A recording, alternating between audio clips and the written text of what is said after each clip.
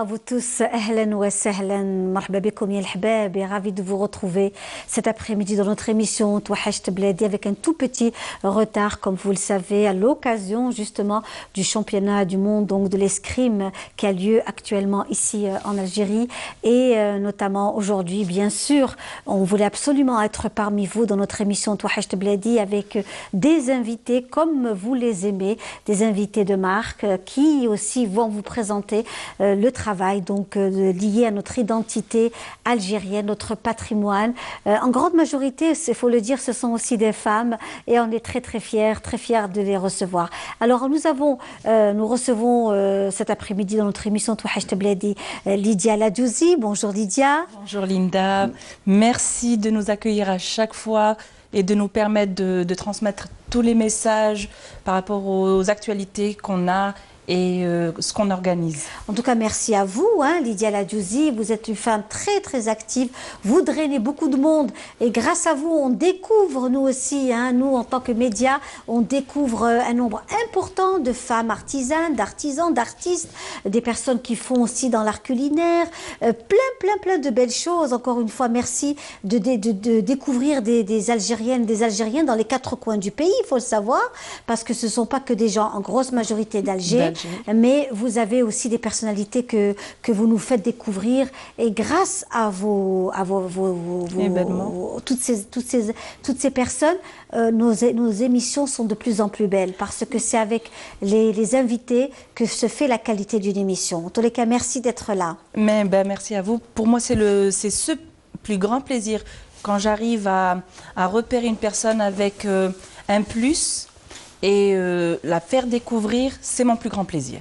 Alors justement, nous avons avec nous, et c'est un plaisir de la recevoir, c'est la première fois qu'elle passe à la télévision, l'une des premières fois, n'est-ce pas? Oui, c'est la première fois pratiquement. Je suis passée il y a une dizaine d'années, un coup de vent, on va dire. Voilà. Et c'est Lydia qui m'a incité à venir. Eh bien, écoutez, ça nous fait vraiment plaisir. Merci d'être là, Madame. Merci beaucoup. Vous êtes donc vous êtes issue d'une très ancienne famille constantinoise, Constantine à l'honneur également. Qui fait de la djouzia. Et qui fait de la djouzia. Justement, on y arrive. De la véritable djouzia. Horra, vraiment. Vous allez nous raconter tout à l'heure l'histoire justement de la djouzia, de votre famille. Qui la faisait, le djouzia à l'époque? C'était des hommes qui faisaient le djouzia. Pourquoi? Parce que c'était vraiment très éprouvant. C'était un travail très dur à faire. Donc on va découvrir tout cela dans quelques instants avec vous. Mais avant cela, mes amis, bien entendu, vous savez que Touhacht Bladi, comme son nom l'indique, c'est une émission qui se consacre aussi à la grande famille de l'immigration. Et cette fois-ci, c'est avec le regretté Djemal Allem, une très belle chanson, Merad Yourel, que l'on vous offre cet après-midi. Et on se retrouve juste après.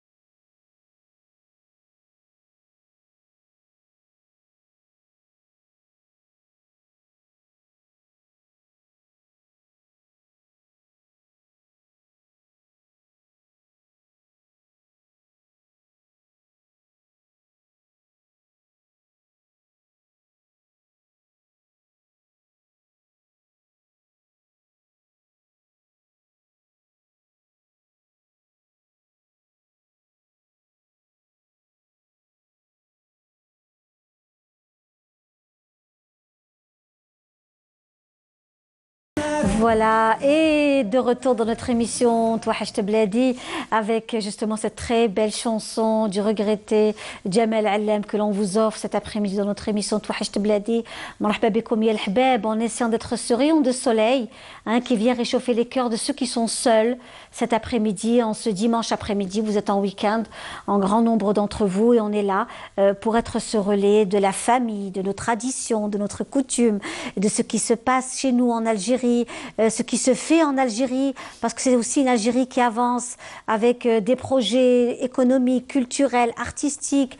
Et puis il faut savoir également que nous avons aussi des jeunes animés d'une très très bonne volonté qui font aussi beaucoup, comme Lydia Ladouzi et tant d'autres, parce que vous êtes aussi nombreux, Lydia, à vous mobiliser pour organiser des événements, même ceux qui organisent aussi des week-ends, des bivouacs. De plus en plus. Vraiment, et ça c'est vraiment magnifique quand on découvre tous ces jeunes qui s'organisent pour organiser des week-ends à Tikjda, à Talaguilef, à Tarit, voir comment on s'organise via les réseaux sociaux. Moi je suis vraiment bluffée, et bravo, vraiment bravo. D'ailleurs on les recevra très très prochainement, tous ces jeunes qui travaillent via les réseaux sociaux, qui organisent de très très très belles excursions. Bah, je vais te dire, Linda, oui. C'est ce manque qu'on a eu pendant notre jeunesse de sortir, de tout simplement aller se balader dans une forêt, c'était pas évident, aller à la plage, à la montagne, et toute cette envie de culture, d'exposition, de retrouver notre patrimoine. Là maintenant que ça s'est stabilisé en grande partie, alhamdoulilah, oui, là toute cette frustration, elle est en train d'exploser, et on veut montrer ce qu'on sait faire et on veut profiter de la vie normalement. Absolument, voilà. Absolument, absolument. Oui, Madame Chaouch. Aussi, il y a autre chose, c'est le challenge des femmes dans les pays maghrébins, parce que une femme, en fait, c'est non seulement le pilier de la famille, mais c'est le pilier de la nation, il faut dire. Tout à fait. Je m'excuse auprès des hommes, mais c'est parfaitement vrai. Et voilà. Il est certain que le patrimoine, c'est les femmes qui le possèdent. C'est quelque chose qui se transmet. De mère en fille, en cuisine. Je me rappelle, ma grand-mère m'avait fait aimer énormément de mets que je n'aurais pas mangé à 15 ans, parce que franchement, c'était à Ras Bratal, par exemple, Belqadid. Oui. Une fois, j'arrive affamée du lycée, elle me dit, bon, moi j'ai fait ça. Faut le canon. Ras Bratal. Ah, c'est quoi? Franchement, c'est le faux, le depcha. Donc, avec on appelle ça, pas du persil, l'achor, le depcha et tout là. Et avec un morceau de qadid. Bon, il fallait que je le fasse parce que j'avais très faim, il n'y avait rien d'autre. Chez les grands-mères, c'était comme ça. Un seul plat, et puis débrouillez-vous avec ça. J'étais fascinée par ça. Le goût était fantastique. Ça. Et j'ai continué à le faire. Et mes filles l'ont goûté, elles ont trouvé ça exceptionnel. Et pourtant, c'est très simple. C'est surtout ça, c'est vraiment sain et c'est bon pour la santé. Alors, on revient justement à vous, Lydia Ladouzi, l'événement que vous organisez justement dans 2 jours. Dans 2 jours. Dans 2 jours, c'est donc le 20, le mardi 20 prochain et le mercredi 21. Oui. C'est donc le jour du Mouloud. La veille, on est en famille. Et le lendemain, en général, on n'a rien à faire, c'est férié. On n'a ni de douara à nettoyer, ni ce genre de plaisir, on va dire, à faire. La matinée, on est à l'aise. Et l'après-midi, on s'ennuie. Eh bien, moi, je vous invite à une exposition vraiment exceptionnelle. Cette exposition, elle va réunir des artisans qui font donc dans la gastronomie essentiellement sucrée. Et de l'artisanat pur, mais revisité au goût du jour. Il y aura parmi nous aussi un dessinateur qui fera des portraits sur place des gens. On va faire le hanna et le harkous pour ceux qui veulent. Donc non seulement ils vont découvrir notre patrimoine classique, en faisant par exemple le tamina, le fils, ils vont goûter à par exemple le halwa turc, diamant sucré. qu'ils font eux-mêmes à la maison. Oui, on les a reçus justement, on les salue d'ailleurs il n'y a pas très longtemps, dans le cadre du salon du tourisme, de l'artisanat. Ce que j'admire, voilà, ce que j'admire, c'est-à-dire c'est pas une industrie X, c'est vraiment une industrie familiale. Et c'est ce genre de personnes qui vont être là, qui vont montrer leur savoir-faire. Par exemple, Saveur Amazir avec leur tapenade, avec leurs tomates séchées. Il va y avoir de la date fourrée, il va y avoir Dar al-Aoul avec leurs pâtes de fruits. Il va y avoir donc, par exemple, Akram avec ses peintures, ses peintures poétiques sur la céramique. Vraiment, ce sera très riche. Pour ceux qui aiment le tissu, ils vont trouver un designer qui revisite les caftans. Ce sera vraiment riche. Voilà, c'est ce que nous voyons justement à Hawout Tork, qui est aussi très prisé pendant ces périodes de fête. Oui. Inch'Allah, comme on dit, le farh doum alina wa alaykoum al-habab. Et Madame Chaouch Tiara qui est parmi nous aujourd'hui et qui, elle, est dans le Djouzia. Depuis combien d'années vous êtes dans ça, Madame Chaouch? Oh, depuis 2002. D'accord. Depuis 2002, mais le silence se fait toujours sur l'artisanat parce que d'abord, vous n'avez pas le temps de faire la promotion de votre produit. Il faut déjà de devenir un professionnel d'un travail parce que à partir d'un goût, d'une petite histoire de famille, vous développez quelque chose. Ben, c'est pas évident du tout. En tout cas, concernant le djouzia, c'est pas évident du tout. Et plusieurs fois, je me surprenais à me dire que c'était pas mon job. Pourtant, j'adorais faire des produits. En tout cas, elle est franchement délicieuse. Merci. Alors, délicieuse, la vôtre. Elle n'est pas très sucrée. Elle n'est pas très sucrée. Non, en fait, on sent le goût du miel. Oui. On sent sans vraiment être écœuré. Sans être écœuré, tout à fait. Et c'est le bon dosage et la bonne bouchée. Alors justement, la dernière fois, on avait discuté de ça, sur je vais goûter une d'ailleurs. Je vous en prie. Voilà, pour rendre jaloux ceux qui sont à la régie. Hein? Ils peuvent venir mardi prochain. Voilà, donc je disais que... oui, non, c'est bon, ça y est, je trouvais la bonne... Il faut tirer sec. Ah d'accord, il faut tirer sec le papier. D'accord, ça y est, voilà, c'est fait. Et c'est bien qu'elle soit aussi hermétique. Oui. Il faut que chaque confiserie ne doit être touchée que par celui qui l'a produit et celui qui donne. Ah oui. Oui, donc c'est vraiment, elle est délicieuse. On sent le goût du miel, pur. Oui, c'est du miel d'abeille, c'est du miel de première qualité. La plupart des artisans, on travaille avec le Hassel Ntal Kaditos. C'est vrai que il doit s'imposer. Il y a une petite voilà. Et après, c'est le goût des noix qui doit venir. Il y a toute une performance qui se joue dans une seule bouchée. Et c'est vrai que voilà. Si on se réfère à comment dire à la recette. À la recette. On va dire, on est dans le nougat. Hein? Franchement, vous prenez, je sais pas, c'est comme un nougat, en fait. C'est un nougat. C'est un nougat. Je m'excuse auprès des gens qui font de la djouzia. Je sais qu'il y a des gens qui se disent, ah non, attention. Oui, c'est un nougat. Oui. Mais après, il y a des références. Chez nous, au Maghreb, on aime ce qui est fondant. Ça, c'est clair. Que ce qui est sucré, oui. Ce qui est fondant aussi. C'est pour ça que il est effectivement, il fond dans la bouche, hein, mais il se doit quand même de rester tranquillement dans son cellophane, parce que il ne doit pas fondre, il ne doit fondre que dans la bouche. Il est extrêmement capricieux. Moi, je trouve que c'est très difficile de faire de la djouzia. J'ai bataillé pendant 8 ans et mon mari a pris la relève par la suite. On va dire qu'on était quand même au bout de la recette, mais il a ramené beaucoup aussi pour ça. C'est à chaque fois que vous faites une djouzia, on va dire 30 kilos chez nous, après vous goûtez et vous avez la réflexion. Qu'est-ce qu'on doit rajouter? Qu'est-ce qu'on doit retrancher? Pourquoi c'est comme ça? Il est extrêmement capricieux. Pour trouver le bon équilibre, il faut trouver pas facile. Non, c'était pas facile. En plus, il ne doit pas fondre. C'est un travail de longue haleine. Mais je trouve que ça vaut le coup. Et qui faisait le djouzia avant? Bon, c'était les hommes, parce que la tante à mon, enfin, chez les Chaouchtures, c'était le mari à la tante, oui, le mari à la tante à mon époux.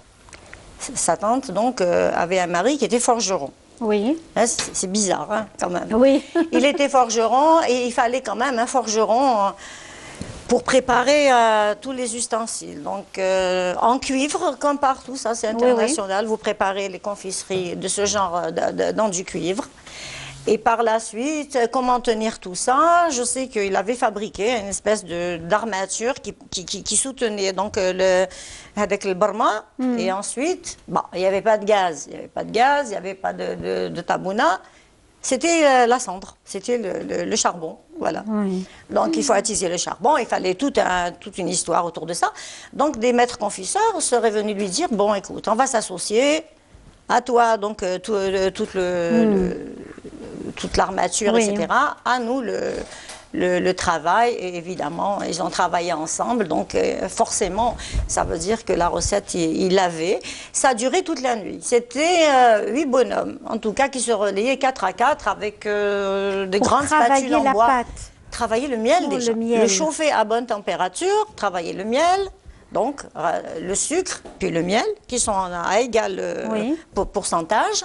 Et ensuite, une fois que nous arrivons à la bonne température, et ça se fait au jugé. Donc, il n'y a pas de thermomètre déjà qui passe. Oui, oui. Parce qu'au début, j'ai voulu me simplifier l'existence. Oui. Vous trempez un thermomètre dedans et il n'est pas du tout à sa place.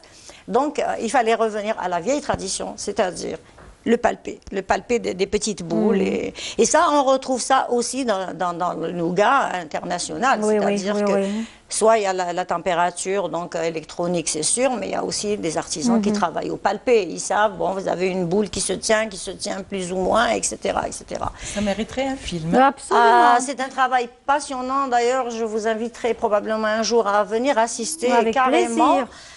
De A à Z, au travail, au travail de la Djouzia, ça vaut vraiment le coup. Moi, je vous ouvre mon atelier parce que... Avec plaisir, ça vraiment. Et vous savez que je l'ai fait goûter à des gens de Montélimar qui étaient très circonspects au début. Je présentais ça à un pâtissier. Il a dit, tiens, toi, tu tombes très très bien. Donc, il a fait goûter. Et le monsieur, avant d'ouvrir, il m'a dit, vous savez, le nougat, je connais. Je suis de Montélimar. J'ai dit, j'ai pas de complexe. Goûtez... Il m'a dit qu'il était fameux. Ah bah et nous avons beaucoup de monde en Europe qui le réclame. Très, très bon, vraiment. Mais malheureusement, il se fait à la main. Et ça nous reporte 5 siècles en arrière. Oui. C'est très sympa de le couper à la main parce que vous vous retrouvez là, vous mangez pratiquement une djouzia de 5 siècles en arrière. Oui. Parce qu'on l'a travaillé donc de la même façon. Et en plus de ça, on la coupe à la main, on la met dans le cellophane.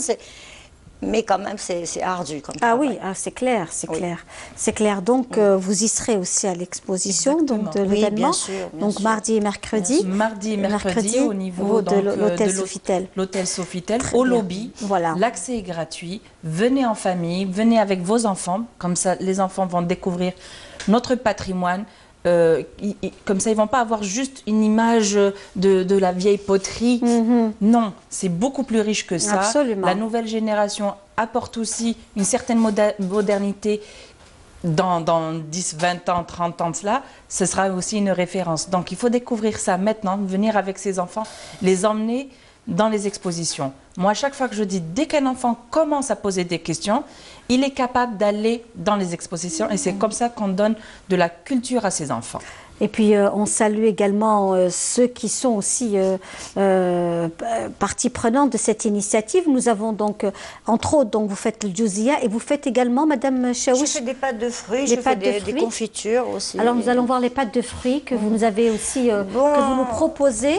Je vous propose donc de la fraise. L'assiette, voilà, l'assiette que nous avons là, l'assiette. Voilà, nous voyons l'affiche, bien sûr.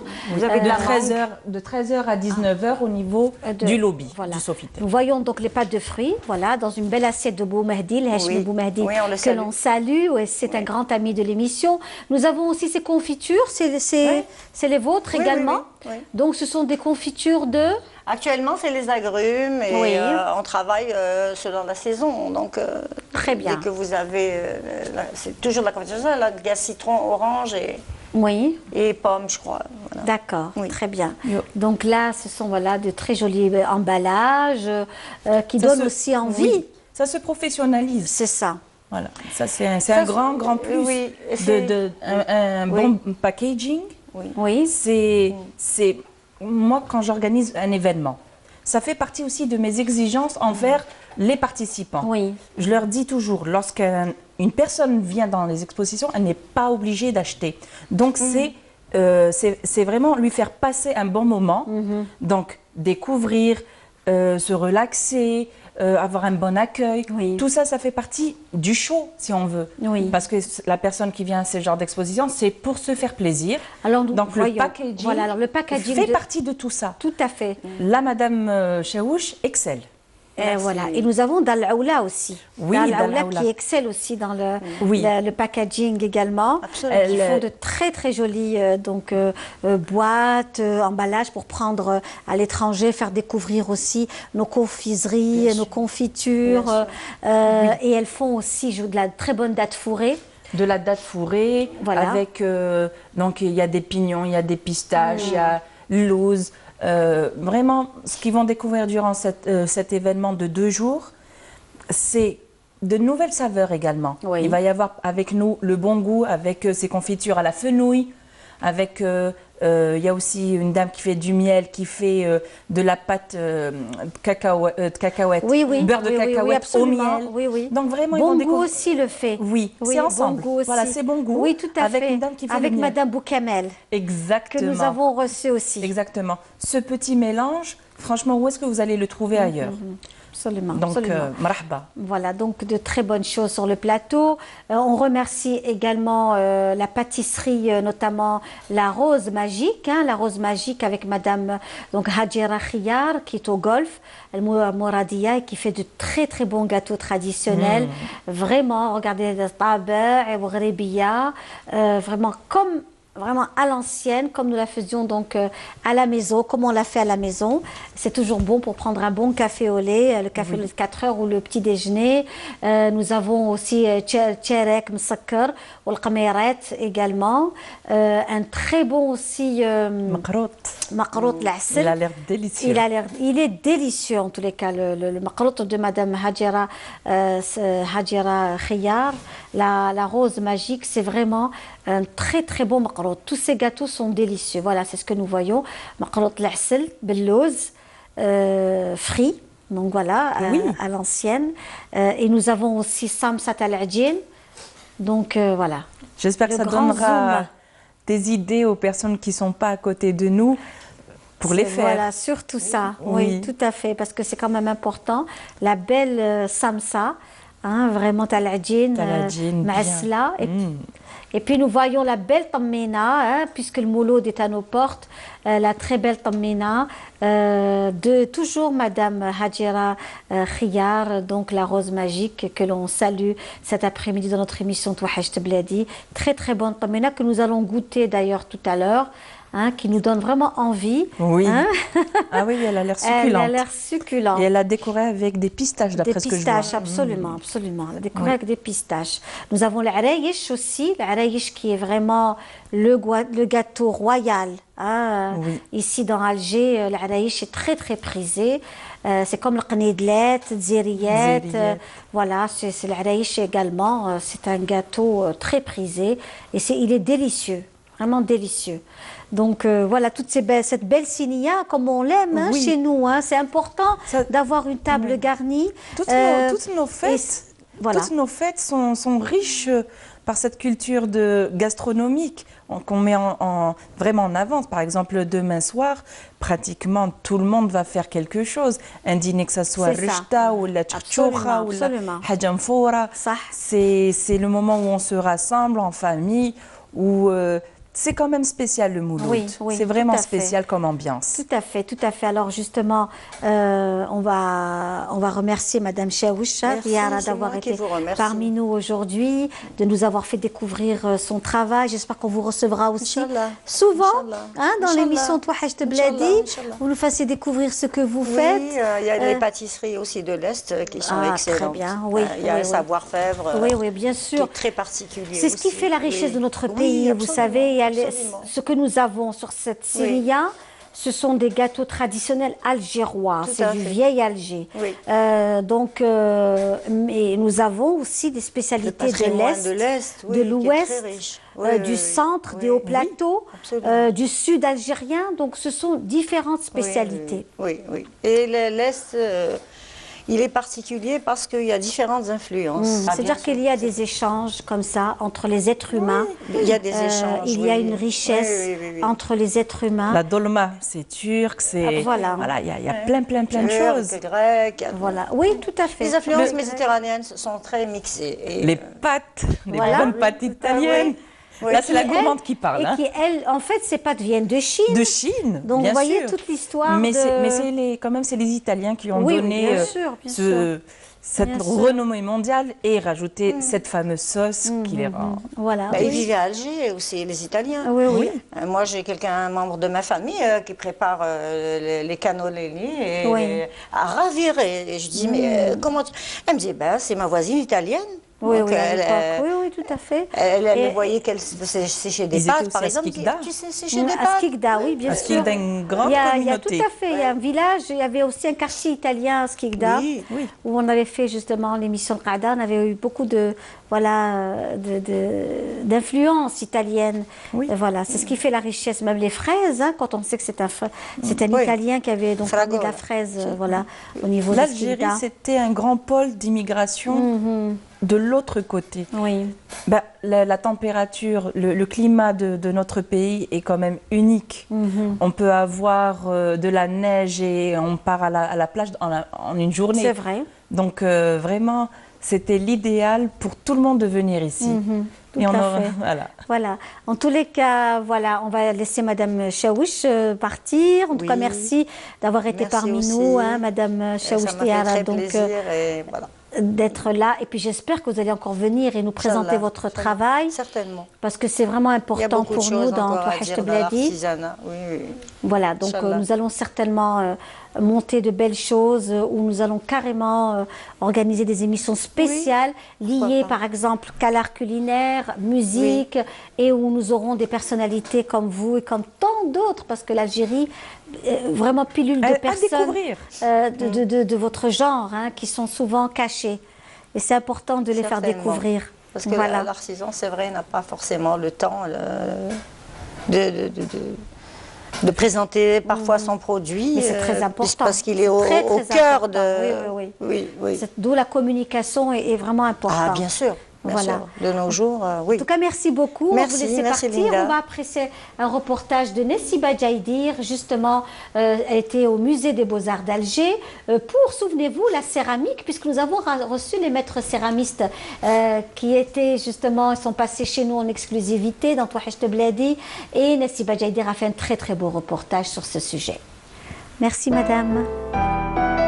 Au Musée national des Beaux-Arts, la céramique d'art est à l'honneur. L'association Ayadi El Jazair organise son deuxième salon. Un salon qui rassemble près d'une trentaine de céramistes. Des céramistes d'Alger et des wilayas environnantes qui rendent à cet art ses lettres de noblesse. Des objets d'art exposés, de la passion à partager pour cet art ancestral. Un art revisité dans un salon pour valoriser le métier de céramiste. C'est le second, après celui de 2014 au Musée de la miniature, de la calligraphie, de l'enluminure Moustapha Bacha à la Grasbah.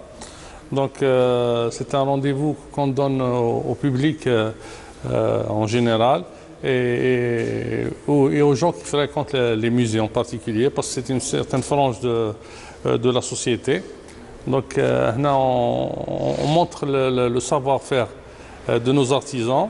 Il y a un panel assez large de produits qui vont de la céramique, disons basique mais dans le sens artistique, jusqu'à le produit recherché et innovant. Dans cet univers, des formes, de la matière et des couleurs. De la conception à la réalisation, des étapes de travail où l'amour du fait main prend tout son sens. Entre tradition et modernité, des objets d'art dans l'air du temps.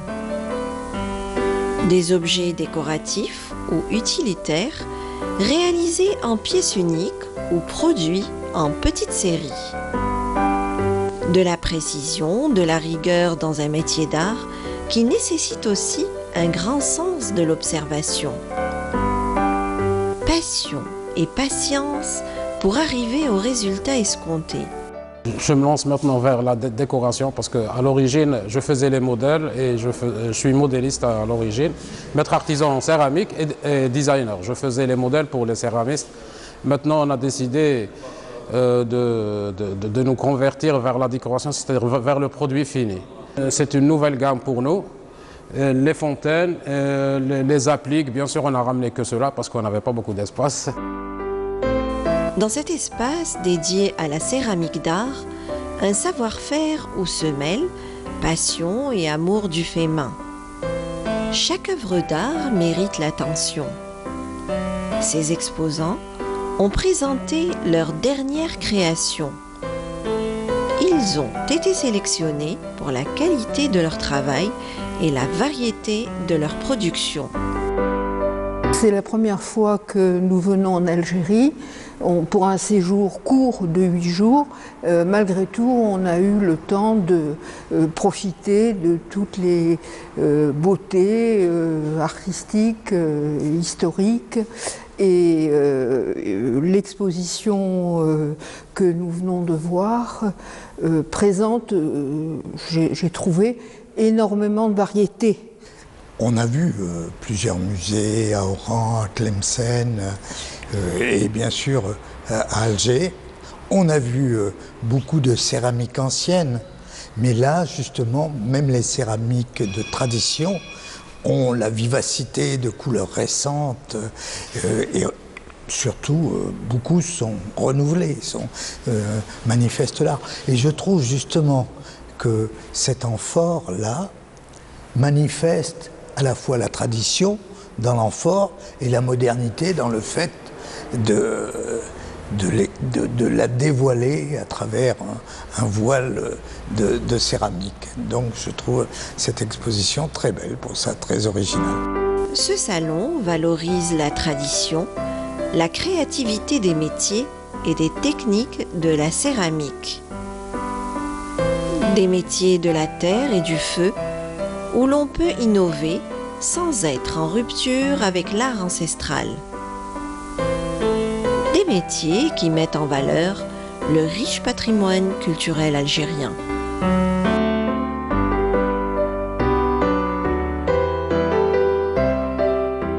Voilà, donc on entame la deuxième partie de notre émission. Touhacht Bladi, mes amis, en direct de Canal Algérie.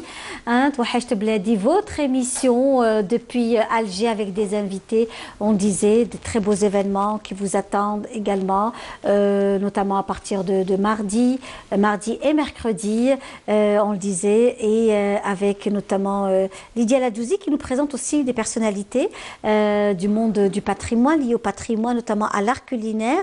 Oui. Cette fois-ci, surtout, et nous avons avec nous notre chère amie qui, elle, se lance dans ce monde de la peinture. Il s'agit de mademoiselle Louni qui est parmi nous. Bonjour. Bonjour. Comment ça va? Pour votre invitation, ça va très bien, merci. C'est un plaisir de vous recevoir justement et découvrir votre travail.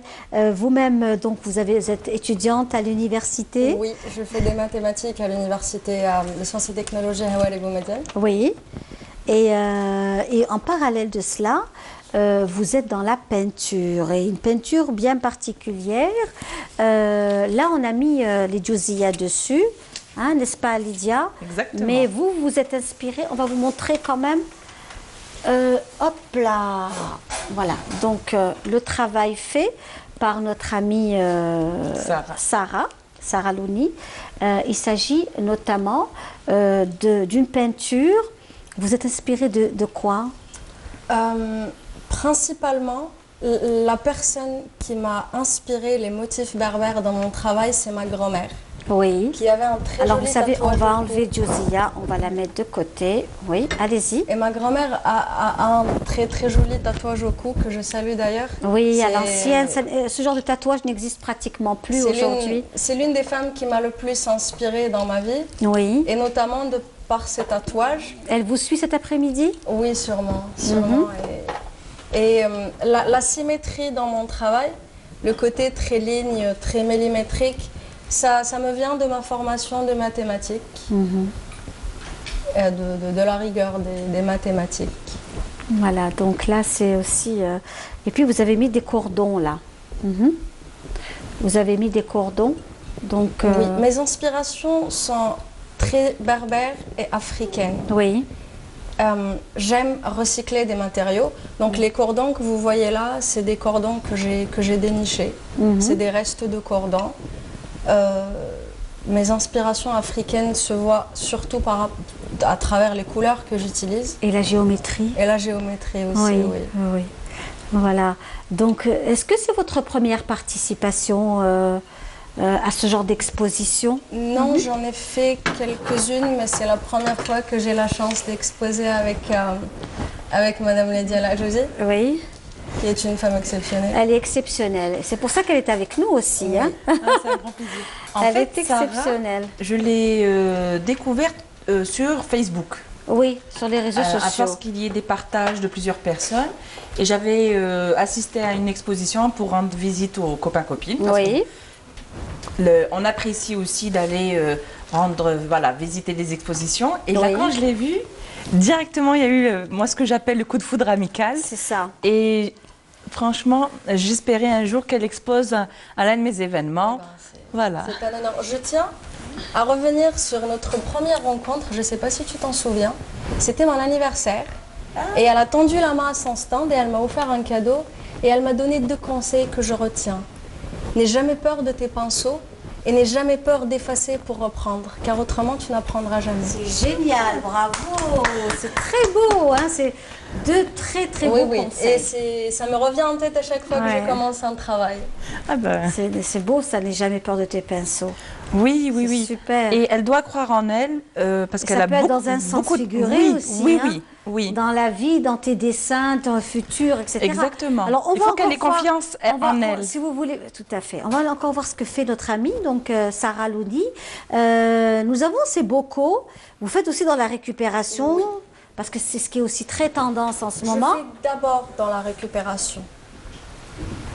Quand je vais, par exemple, pour acheter des supports, des assiettes en support, je demande tout le temps, qu'est-ce que vous avez qui est ébréché, fissuré ou cassé. Oui. Je récupère des bocaux, je récupère même les petits tableaux que vous voyez là. Hormis la peinture, tous les matériaux utilisés, les matériaux utilisés sont de récupération.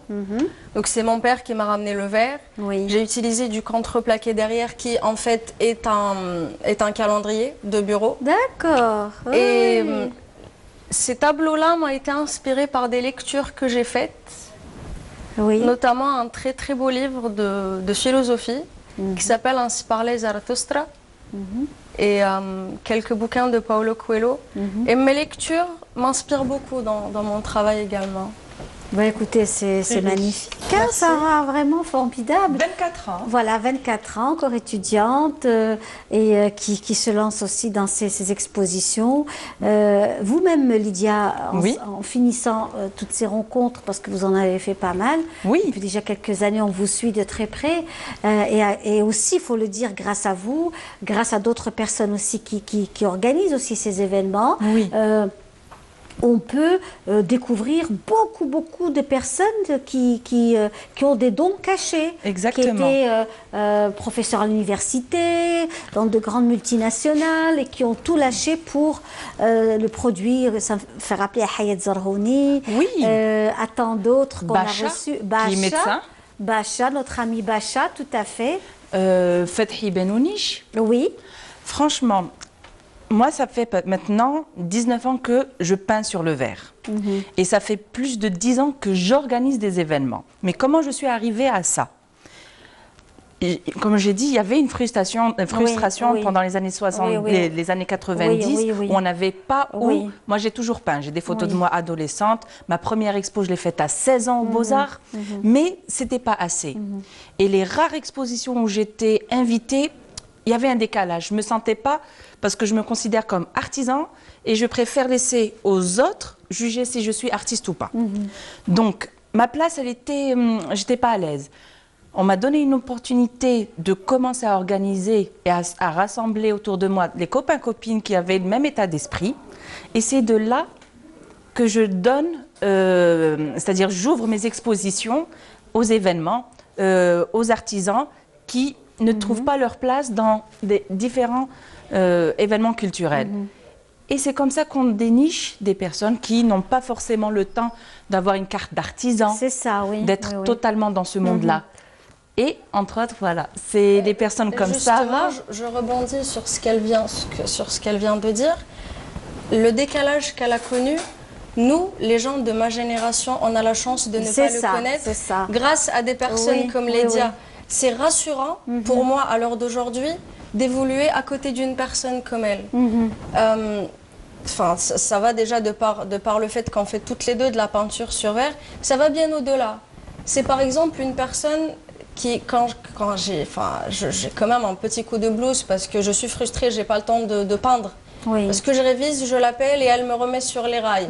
C'est quand je travaille, je lui montre une photo et non, tu revois ce détail-là, tu refais ça. Et c'est rassurant pour la jeunesse comme nous d'évoluer face à des personnes comme elle. Ben, c'est formidable. Il faut être solidaire. C'est pas parce que je fais de la peinture sur verre, je dois garder mes secrets ou mes informations. Il faut partager ça, il faut être solidaire. Ben, ça se sent à travers ce que vous faites. Vous n'avez même pas besoin de le dire. À travers ce que vous faites, on le sent. Vous voyez, donc ce partage, cet échange, même avec me concernant, puisque tout de suite, très rapidement, j'ai les coordonnées qu'il faut, des personnes qui ne sont jamais passées à la télévision, qui n'ont jamais été face à un écran, face à une caméra, et qui viennent présenter leur travail. Et ça, c'est formidable, parce que ce sont aussi des richesses. Ce sont véritablement des richesses. Mon rêve, réellement, et à chaque fois je le dis, et on commence à atteindre ça, c'est qu'il y ait des événements chaque week-end, comme on veut, au rythme qu'on peut dépenser. Par exemple, là, pour notre événement, cet hôtel-là nous a offert gratuitement l'espace, et entre artisans, on s'est cotisé. C'est pas une boîte de com voilà, qui a son bénéfice. Non, c'est entre nous. On paye notre communication équitablement, ça ne nous revient pas, vu tout ce qu'on veut présenter au public, pour faire les choses correctement. Ça, c'est très important. La communication, c'est la base de la réussite d'un événement. Ça, c'est sûr. Complètement. Il ne faut pas négliger ça. Et aussi, je demande à mes artisans qu'ils aient 20 ans d'expérience ou une semaine d'expérience, de donner le meilleur de soi et très vite être professionnel, c'est-à-dire bien présenter et lorsqu'ils donnent leurs travaux, que ça soit nickel. Ça, c'est mon exigence. Ah ben c'est clair, c'est et clair. Tout de suite, les personnes ont du succès. Pourquoi? Parce qu'ils vont à l'essentiel du besoin du client.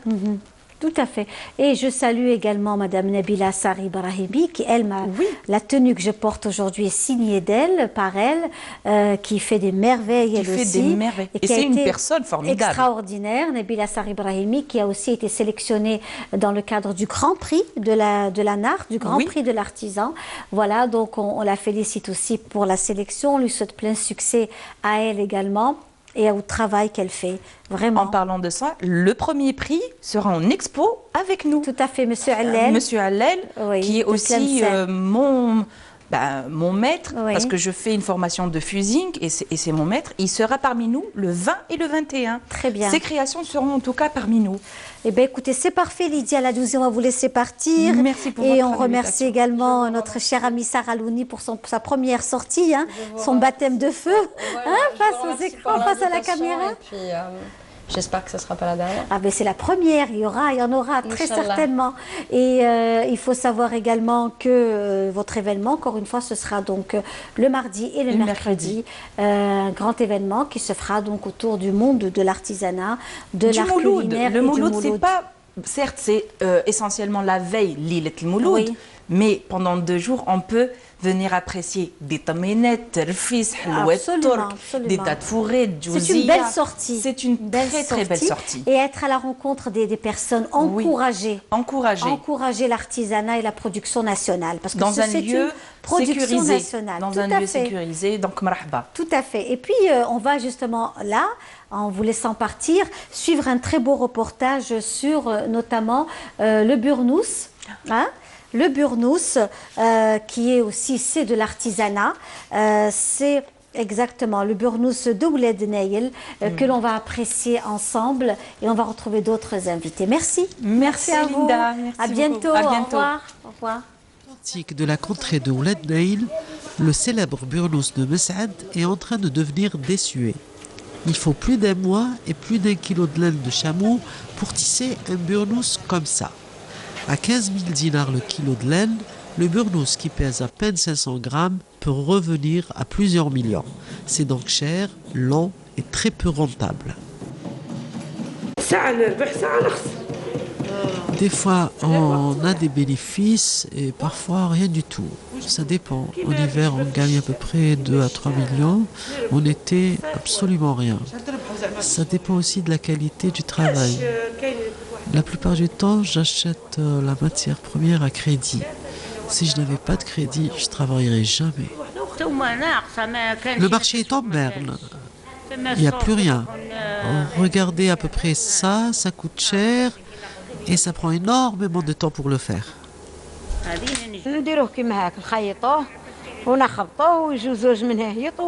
Ces femmes qui répètent inlassablement les mêmes gestes séculaires ne sont pas très sûres de vendre, d'autant que sur le marché, il y a des produits beaucoup moins chers et qui sont filés non pas avec la laine, mais du synthétique chinois. La menace viendrait donc à en croire les pros de là.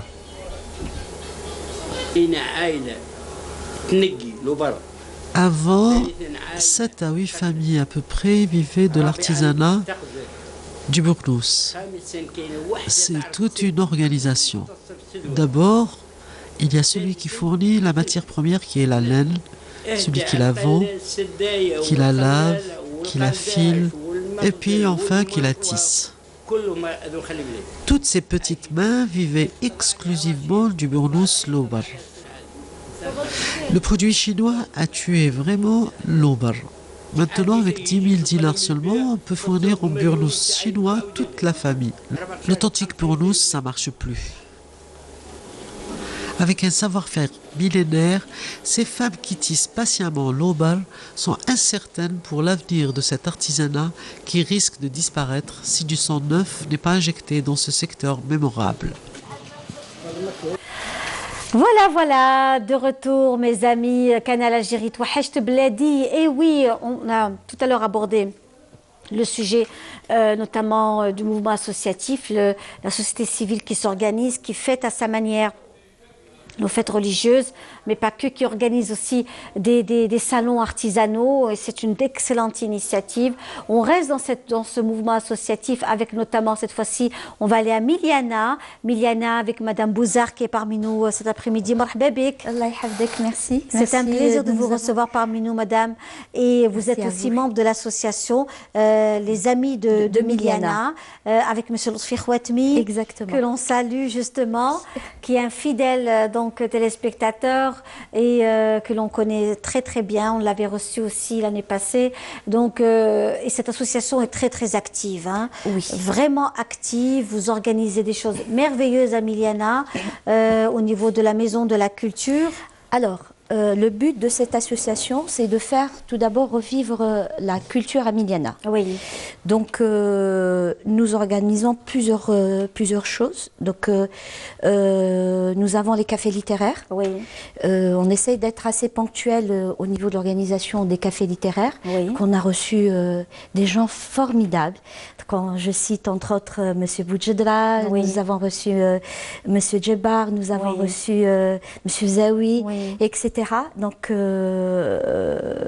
c'est extraordinaire parce que c'est des rencontres qui n'ont pas de prix. Absolument. Voilà. Et puis on organise d'autres événements. Alors nous avons reçu Emel Brahim Djelloul. Exactement. Vous avez oui. reçu beaucoup de oui. personnalités, voilà, hein. exactement. Vraiment, oui, oui. C'est pour ça que je vous dis, bon, on ne pourra pas parler de, oui, de tout le monde, qui m'excuse, on va pas les citer tous, mais ce que je peux dire, c'est que de ces rencontres naît une chose extraordinaire. Je veux dire que les gens, on découvre que les gens, finalement, ils s'intéressent énormément à la culture.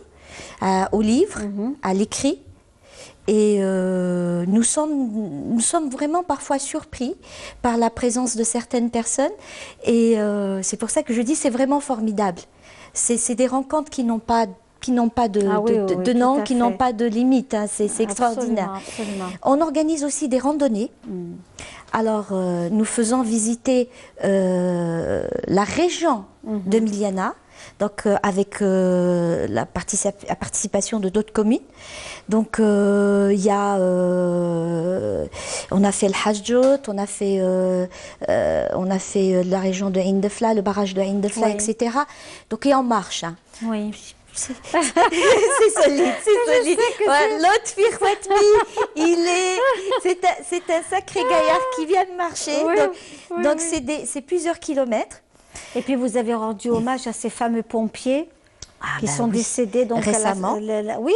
Donc chaque année. Donc il y a l'événement, effectivement. Donc, et il y a cette année,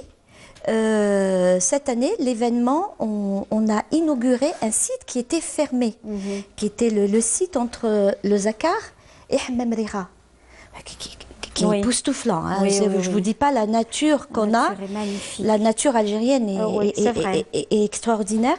Donc c'est un site qui a été inauguré pour des raisons que vous connaissez, l'insécurité, etc. Et donc on remercie les autorités qui ont renforcé l'événement et qui étaient présents durant cette célébration. De cet espace. Oui. Voilà. Eh bien, écoutez, ça c'est vraiment formidable. Nous savons également qu'à travers les activités de l'association, il y a eu pas mal de rencontres, notamment avec la visite aussi de la manufacture. Justement. Hein? Oui. Alors, nous organisons aussi la visite de la ville de Miliana. Et là, on fait appel à des gens qui sont dans le domaine de l'histoire, de l'archéologie, de l'anthropologie, etc., qui peuvent être de Miliana, ou pas, mais qui sont beaucoup plus... Et qui s'intéressent en fait à la région. Exactement. Donc on organise des sorties dans ce sens et on marche, encore une fois. Le côté pédestre, il est toujours là. Donc on marche. Parce que... Alors, il faut savoir que Miliana a été surélevée lorsque les Français ont apporté le quartier français, ont construit le quartier français. Donc, a été surélevée de 8 mètres. Et donc, pour voir les portes de Miliana, il faut descendre. Et il y a une partie, c'est les remparts de Miliana, au niveau de la place, la pointe des blagueurs.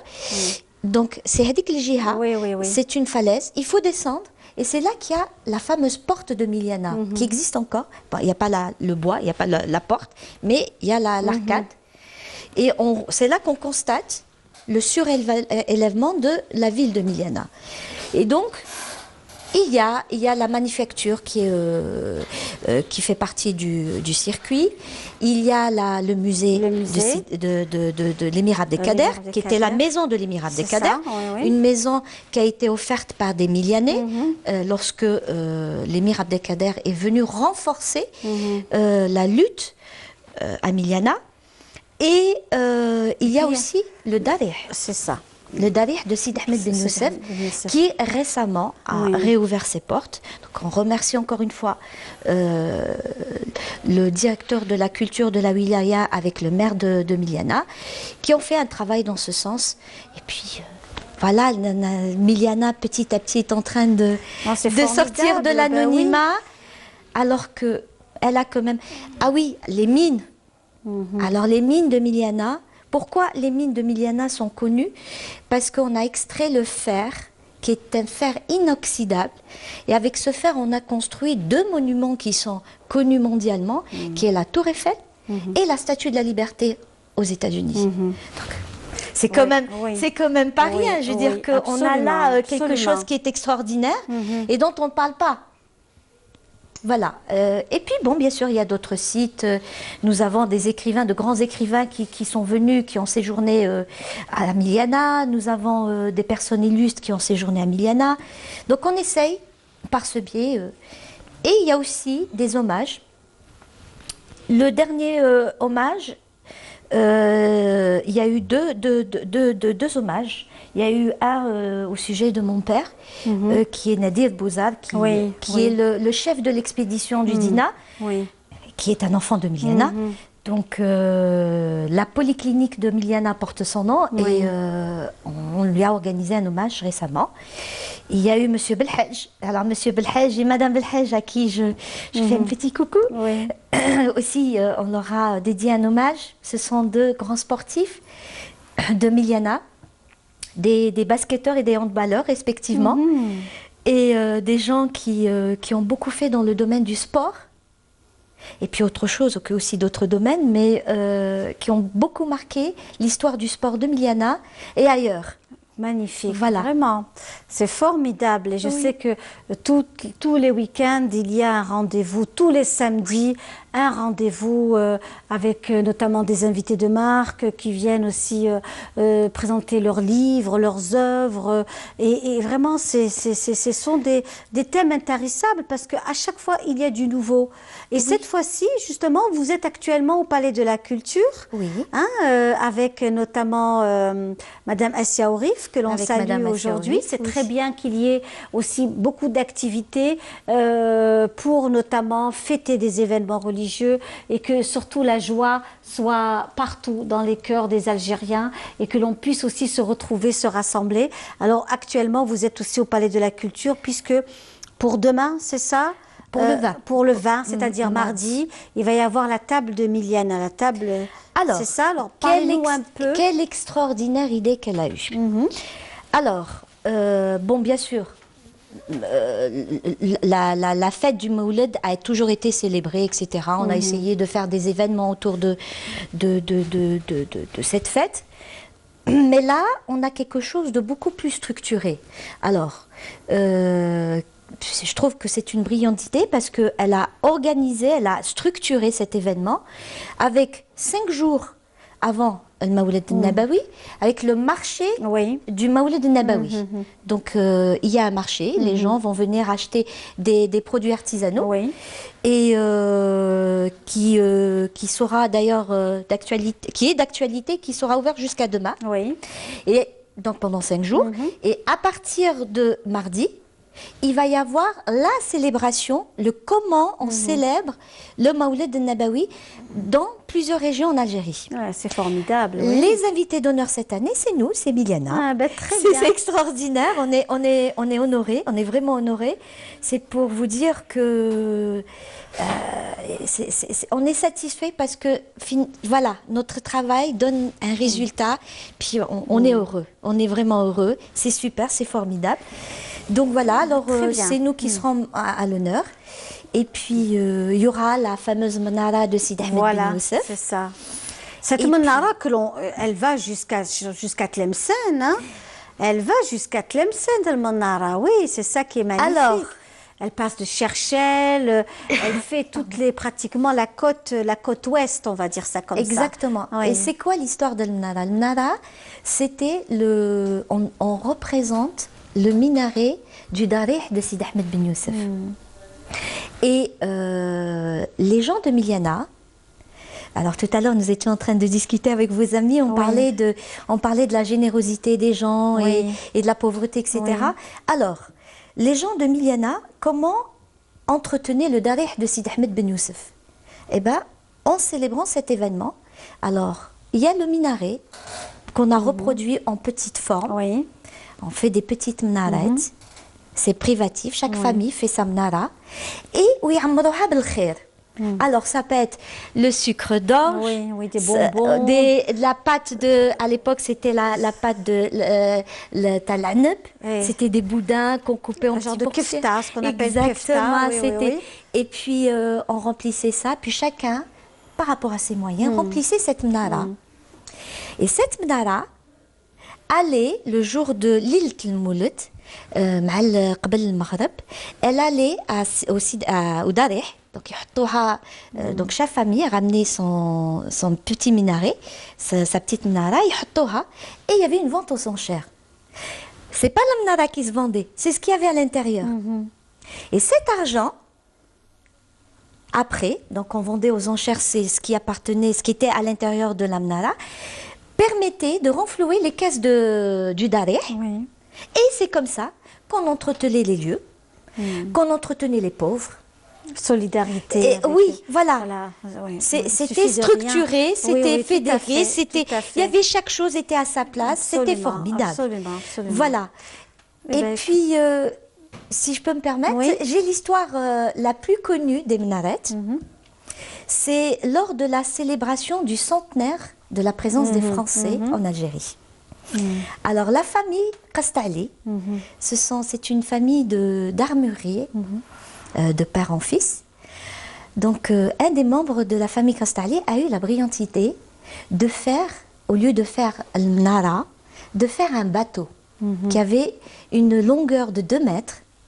Et il l'a décoré avec de vrais petits canons. C'était un voilier. Et c'est ce voilier qui a fait donc le passage à la place de Mnara. C'était pour marquer un petit peu ça fait plus un aspect politique. Ben oui, bien sûr. Et on chantait Hayya jet safina ou salat ala nabina. Et c'était pour dire aux Français, nous avons eu notre période de faste, nous étions les maîtres des mers, et on vous le dit aujourd'hui.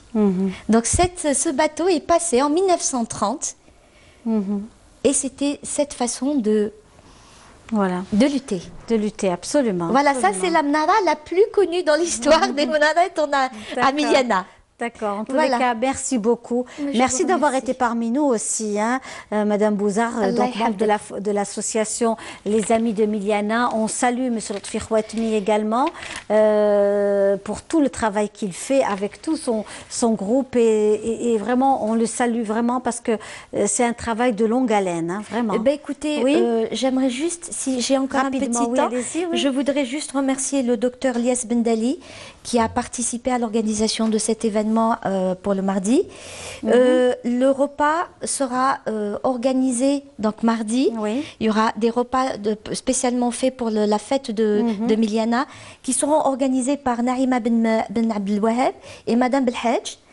Et nous remercions aussi l'équipe de la Zona qui est la Zona de Rizqallah. Voilà, c'était tous les gens qui vont participer ce jour-là et on tenait à les remercier. Merci, merci à vous. Merci Madame Bouzar. Et justement, notre collègue est venue donc, au Palais de la Culture. Elle a assisté notamment à cet événement. Donc, et on va découvrir ça dans quelques instants. Merci beaucoup. À bientôt. Au revoir. C'est au cœur de Riyad el-Fath que le marché du Mawlid Nabawi Sharif a été installé, offrant aux visiteurs des décors authentiques et des saveurs bien de chez nous, comme cette rada autour du sni ou encore ces friandises qui orneront certainement bien vos tables pour la veillée du Mouloud. Oui, j'ai fait un packaging spécial Mouloud. On peut offrir dans des sucriers comme ça. Donc ça peut servir, la personne garde l'emballage et mange ce qu'il y a dedans.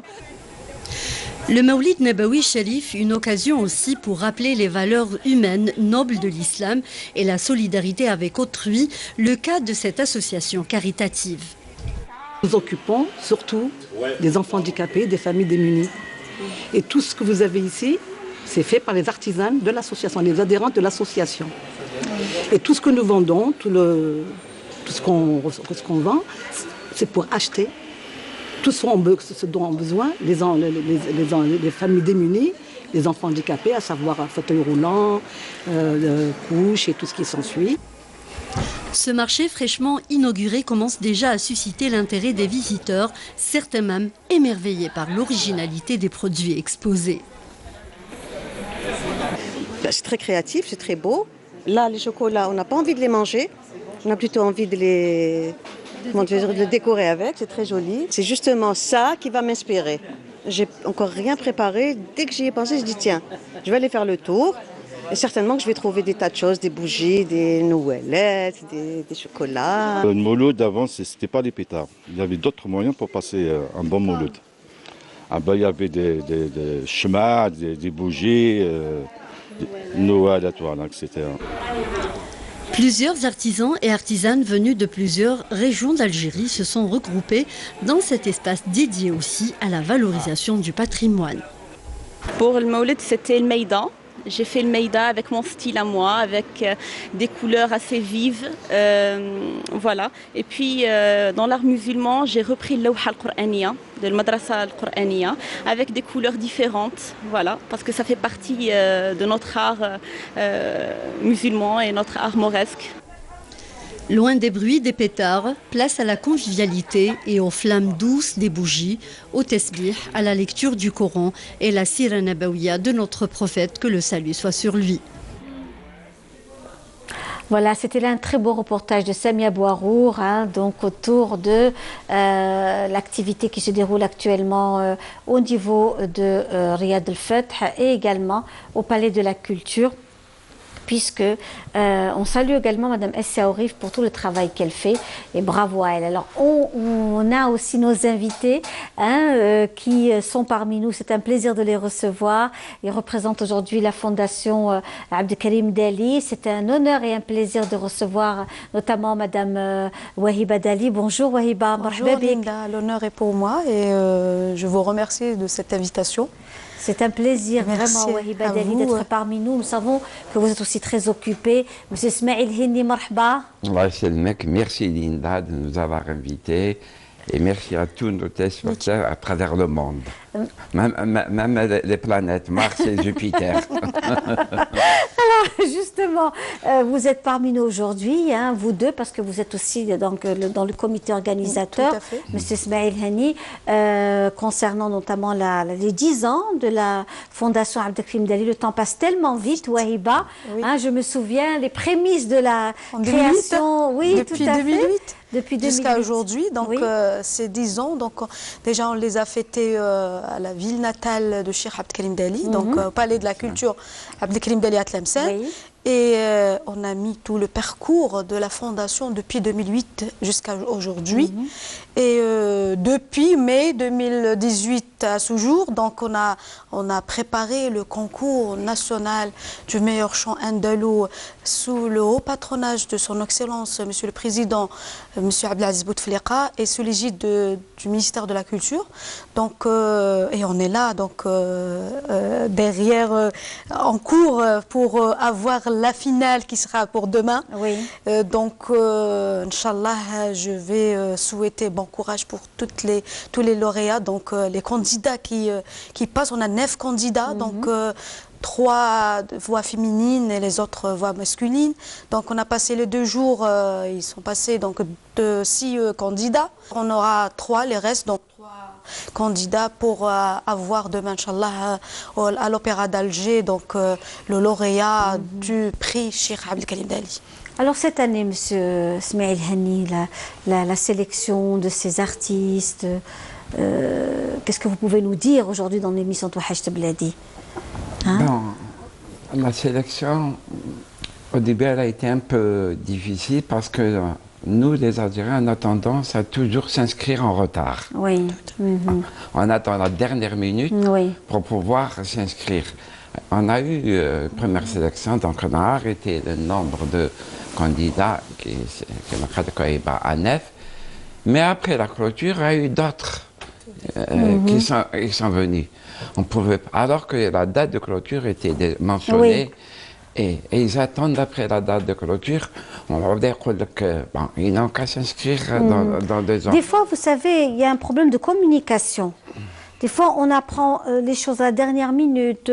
Il y a ça aussi. Donc, on a utilisé plusieurs choses. On a utilisé l'Internet, les affiches dans les conservatoires, tout a été utilisé. Et les gens, non, ils attendent toujours la dernière minute pour s'inscrire. On a eu 9 candidats. Le niveau est meilleur que celui de 2 ans. Ce soir, il y aura les 3 derniers qui vont passer. Et on a dû changer un peu de règlement. Je vais vous dire pourquoi. Il y a 2 ans, on a ouvert le concours toujours confondu. c'est-à-dire Haouji, Aroubi, Nouba. On avait des candidats, des gens qui faisaient des fêtes et qui venaient nous proposer des programmes de fêtes. Cette année, on a instauré un concours de la Nouba, pur et dur. Et ça marche mieux. Et pour les candidats, et pour nous, les membres du jury.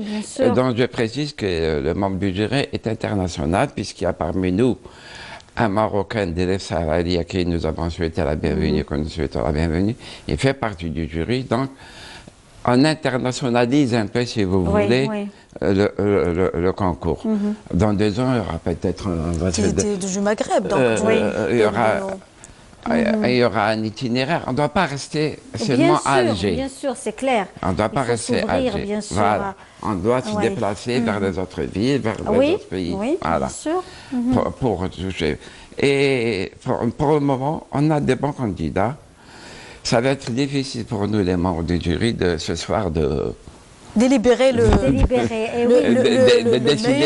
meilleur interprète, donc la meilleure voix. La meilleure voix, exactement. Et Inch'Allah, le meilleur. On aura la surprise demain, Inch'Allah. C'est ça qui est aussi formidable. Nous avons vu aussi, notamment l'inauguration, l'ouverture du festival qui s'est très très bien. C'était un moment magique. On va voir ça par des images. Donc voilà, on va suivre ça avec des images et on se retrouve juste après.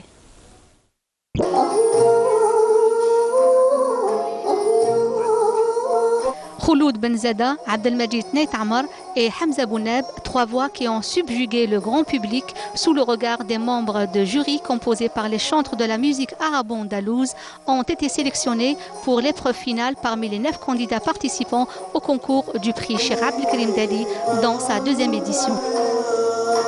Je considère ça comme une formation parce que pendant des jours on répétait الشيخ كان معنا يقول لنا هذه ما تنخدمش هكا هذه تنخدم هكا donc c'est une formation pour moi, ce n'est pas vraiment un concours. C'est pour moi une ouverture pour lancer ma carrière d'artiste, même si je ne décroche pas de prix. J'étais bercé par la musique andalouse. J'aime bien la littérature arabe parce que je suis un interprète arabe-espagnol. Du coup, je dois لازم عليا انني نحافظ على هذه الموسيقى اللي ورثناها من الاجداد. Le concours national du meilleur chant andalou pour le prix Cheikh Abdelkarim Dali, organisé par la fondation éponyme, est une manifestation culturelle qui vise à découvrir et promouvoir de jeunes talents et contribue surtout à la préservation de ce patrimoine ancestral, symbole de l'érudition musicale traditionnelle. Voilà, c'était là un reportage où on a pu avoir l'ambiance un peu du premier jour, donc notamment voir ces postulants. Ce sont des personnes qui postulent pour le concours. Pour le premier prix, pardon. Voilà. Pour le premier prix. Oui, pour le premier prix. Donc, c'est vraiment... Et ces jeunes-là viennent d'où, monsieur Hindi? Ils viennent un peu de partout. Des associations, il y a beaucoup d'élèves d'associations, mais il y a aussi des autodidactes. Qui apprennent sur des CD, qui apprennent sur des enregistrements. Nous avons quelqu'un qui est venu de Chelef, nous avons quelqu'un qui est venu qui sont venus de Cherchel, ils sont venus de Kodéa et d'Alger.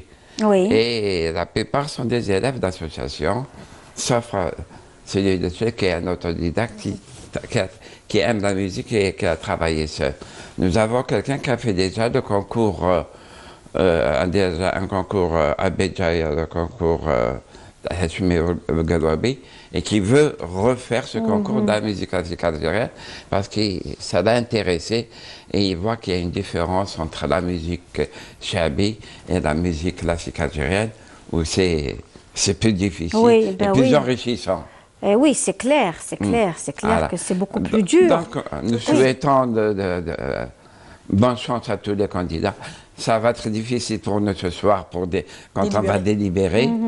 Déjà, on a commencé, pour avoir la mémoire fraîche, on a déjà délibéré pour les 2 premiers jours.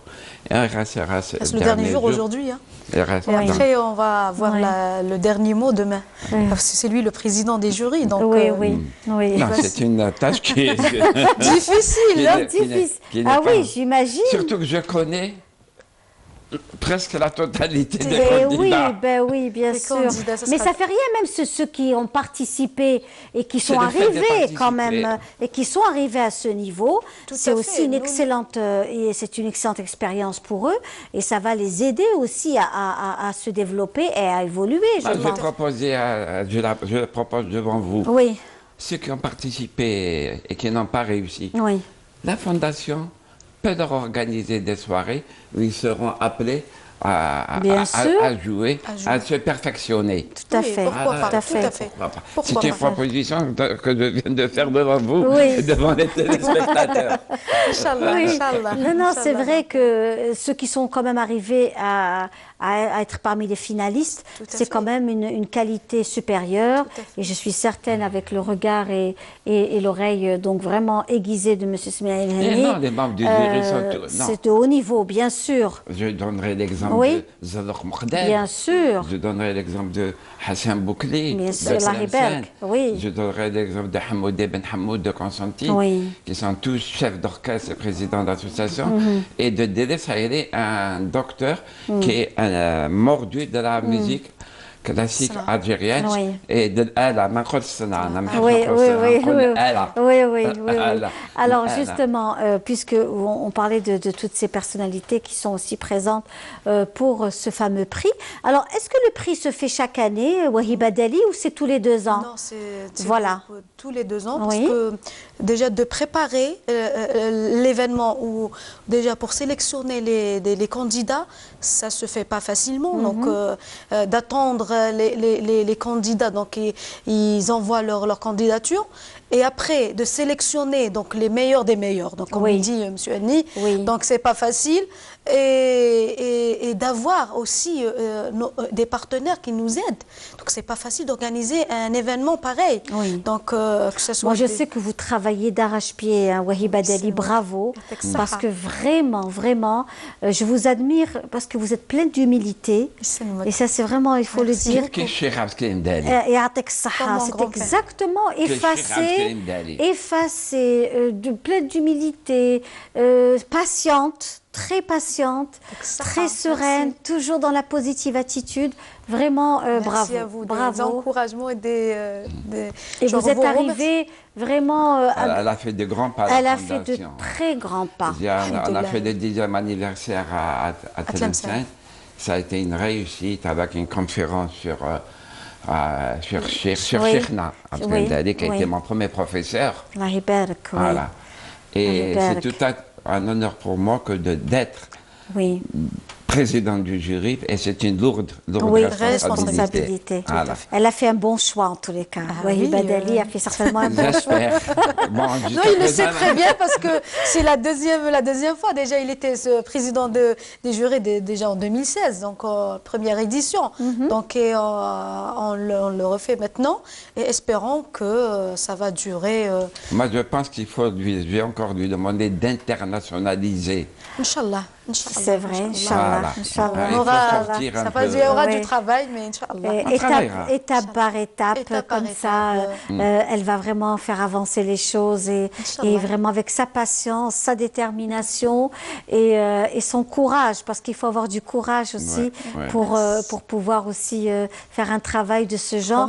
Et je pense qu'aujourd'hui, vous qui travaillez, Monsieur Smaïl Henni est aussi bien placé pour cela, et dire que le mouvement associatif est très important pour diriger, orienter les jeunes dans la musique andalouse. Oui, c'est grâce, je dirais, c'est grâce aux associations que la musique classique algérienne survit. Oui. Voilà. Je le répète, c'est grâce aux associations à travers tout le territoire national. Tlemcen, Constantine, Alger. Et les associations sont implantées partout dans le monde. J'allais parler de Biskra, Datiarat, Khmis, Miliana, Tizi Ouzou, Bdjaya. Moi, je lance un appel à travers vous, à travers votre émission. Il faut rendre cette musique nationale, parce qu'il y a un danger pour cette musique. Il faut la rendre nationale. Et sinon, notre pays va la prendre et deviendra C'est important. Il y a quelques années, quand ils ont créé le premier, deuxième et troisième festival, elle a été classée nationale. D'ailleurs, même, c'est un rappel que je fais, la publicité, il n'y avait pas beaucoup de publicité, et doit se faire par la musique classique algérienne. On a perdu tout ça, il faut reprendre. Donc ça aussi c'est important, voilà, c'est important de revenir aussi vers... enfin, il y a quand même une grosse présence de la musique andalouse chez nous. Hein. Par rapport les oui, bien sûr, on le vit nous dans le quotidien, hein, que ce soit dans nos émissions, à travers les grands événements culturels, la musique andalouse. Il y a beaucoup de solistes qui ont émergé ces dernières années. Eh bien oui, grâce par exemple à votre association Inchira. Grâce non, mais c'est vrai, mais il faut le dire, tel que Manel Gharbi, qui faisait partie de votre association, toute jeune. Il y a eu votre fille aussi, il y a aussi le jeune... Il y a Djazouli. Djazouli, exactement. Il y a pas mal de jeunes qui étaient donc dans votre association. Moi, je vous dirais que... Oui. Gars ont été mes élèves, Karatoki, Madini, Lamia, Boutchbak, Mounag, tous ont été mes élèves. Mais parmi les garçons, Bouzama Yassine, Gars d'Azoula, Adeli El-Yedadi. Et c'est tout à fait un honneur pour moi que de voir les jeunes percer et arriver. Voilà. Même Lamia Itamara, qui est aussi chez vous, son élève. Aussi Lamia que l'on salue. Il y aura d'autres qui viendront. Bien sûr. Donc ça, je trouve que c'est aussi très très bien de perpétuer cette tradition, d'avoir ces rituels, tel que ce que fait Naguib Kateb aujourd'hui avec la Cordoba d'Alger. Donc reprendre aussi donc, le patrimoine en main, la musique andalouse, les nouba, enfin un peu de tout chez Naguib Kateb à la Cordoba. Et c'est aussi grâce à ces espaces que l'on peut aussi faire développer la culture et la musique andalouse, Wahiba. Oui, tout à fait. Donc grâce à ces chouyours, donc donc et c'est profs de musique qui donnent, je rejoins les propos de monsieur Henny, donc toutes les associations du territoire, ils font sauvegarder ce patrimoine, Noubet, Andalousia. Donc, par exemple, la fondation, ce qu'elle fait, donc on essaye par ce prix-là, par exemple, pour ce prix-là de Cheikh Abdelkarim Dali, de sauvegarder Noubet, l'Andalousia avant tout, et garder le cachet de Cheikh Abdelkarim Dali. Donc le prix qui s'appelle au nom de Cheikh Allah Yarhamou, déjà c'est un honneur et c'est une reconnaissance, reconnaissance à ses œuvres qu'il a laissées. Depuis, donc il a 700 heures déjà enregistrées à la radio et la télévision algérienne. Donc la fondation essaye de faire sortir des publications pour ça et des coffrets, des inidées de shir, et on a du travail, donc c'est pas facile, mais Inch'Allah Rabbi Qaddarna. Inch'Allah, je voudrais vous rappeler, parce que vous étiez partie prenante, nous sommes à la veille du Mouloud. Voilà. Nous avons organisé de très belles soirées. Voilà, vous avez été parmi... écoutez, c'était un plaisir pour moi aussi. Je le dis, pour l'histoire, vous nous avez beaucoup aidés en étant avec nous dans les soirées que nous organisions au Palais de la Culture, avec la présence de grands chouyours, Abdelrahman Jilani, Cheikh Ben Youssef. On a rendu hommage à tout. Absolument. À Abdelmoumou Bantoumel, à Mohamed Falgani, à tout. Et vous avez participé avec nous. Ça, c'est un shahadali là pour dire vous avez participé à la sauvegarde. Chapeau pour vous. T'as Mouloud. Bon, ça s'est arrêté à un certain moment. On va peut-être reprendre. Comme pour voir Subhat al-Mouloud, les invités des Djaouna, nous avons Subhat al-Mouloud, Sidi Abdelrahman, pour qu'ils assistent un peu على سيريموني تاع الذكرى تاع المولود في سيدي عبد الرحمن. ان شاء الله يا ربي. En tous les cas, merci beaucoup. On arrive à la fin de notre après-midi. Merci beaucoup. Donc plein de bonnes choses à vous, à la Fondation Abdelkarim Dali. Merci à M. Smaïl Hani d'avoir été parmi nous. Merci à Wahiba Dali. Je vous souhaite une bonne continuité, une bonne continuation dans tout ce que vous faites. Voilà, on arrive à la fin de notre émission Touahcht Bladi. On se donne rendez-vous donc notre rendez-vous Inch'Allah très bientôt dimanche prochain pour un autre rendez-vous de notre émission Tahallaouna fil Jazaïr. Salam alaikum. Et puis on remercie bien sûr notre chère amie Nabila Sari Brahimi, la pâtisserie notamment la rose magique et toutes les bonnes choses. Merci, au revoir.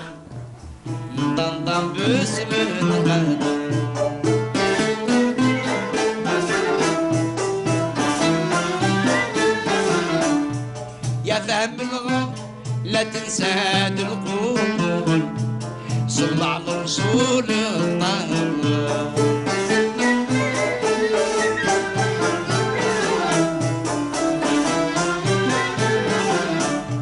صل على رسول الله سيد الملاحبي يتبتوا العقول يلي غفير شوفوا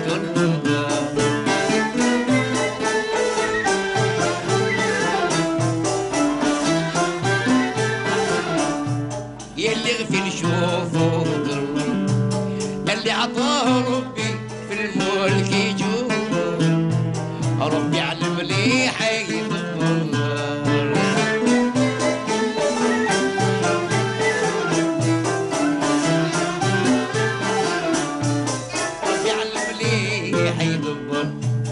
اللي يقول حيلي عارف مهبول ربي علم لي حيل